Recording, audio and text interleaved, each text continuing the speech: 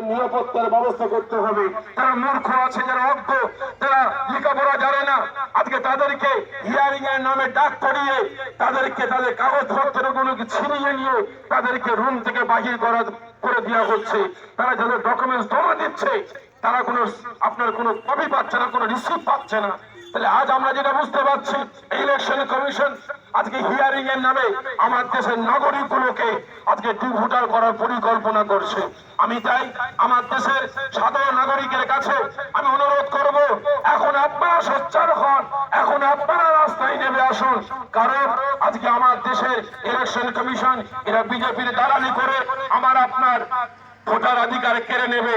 শুধু ভোট অধিকার কেড়ে নেওয়াটা নয়, যখনই আপনার ভোটার কার্ডটা ব্যান করা হবে তার সাথে সাথে আপনার আধার কার্ড ব্যান করা হবে, প্যান কার্ড ব্যান করা হবে, পাসপোর্ট ব্যান করা হবে, তার সাথে সাথে সরকারি সমস্ত অনুদান আপনার জন্য বন্ধ করে দেওয়া হবে। সরকারি হসপিটালে আপনি কোনো চিকিৎসা পাবেন না, সরকারি হসপিটালের কোনো আপনি ওষুধ পাবেন না, টোটাল সরকারি পরিষেবা আপনাকে বন্ধ করে দেওয়া হবে।